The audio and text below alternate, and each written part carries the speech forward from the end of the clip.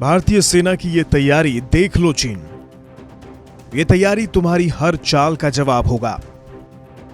चीन के साथ बॉर्डर पर चल रहे तनाव के बीच भारतीय सुरक्षा बलों को 15 दिनों के सघन युद्ध के हिसाब से हथियार और गोला बारूद स्टोर करने को कहा गया है। सुरक्षा बलों को आदेश मिले हैं कि वो 15 दिनों के बड़े युद्ध के हिसाब से सभी जरूरी हथियार और जरूरी सामान जमा कर लें। माना जा रहा है कि इस काम में कुल 50,000 करोड़ रुपए खर्च होंगे। हालांकि गोला बारूद स्टोर करने का आदेश कुछ समय पहले का है।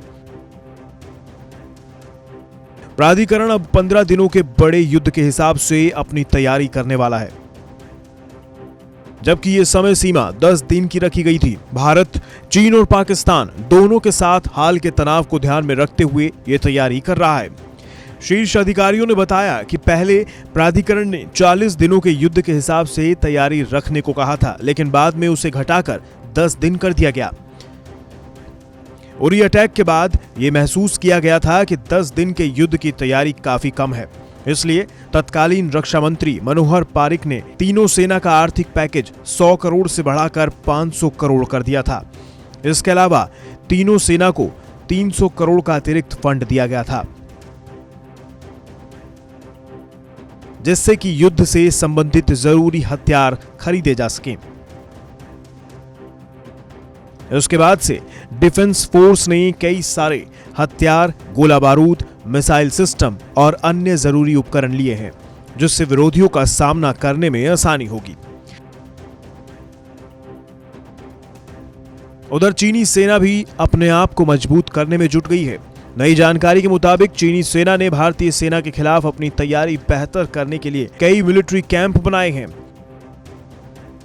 शीर्ष सरकारी अधिकारियों ने बताया कि चीनी सेना ने LAC के गहराई वाले इलाकों में 20 से ज्यादा मिलिट्री कैंप बनाए हैं। इस मिलिट्री कैंप बनाने के पीछे उनका उद्देश्य भारत के खिलाफ अपनी तैयारियों को ज्यादा मजबूत करना है।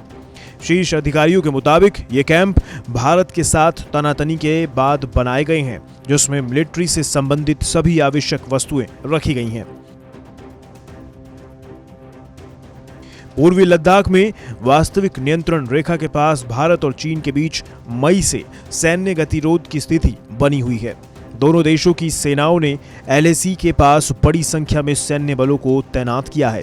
इस गतिरोध को सुलझाने के लिए दोनों पक्षों ने कई दौर की वार्ता की है, लेकिन इसका कोई ठोस परिणाम नहीं निकला है। ब्यूरो रिपोर्ट, भारत तक।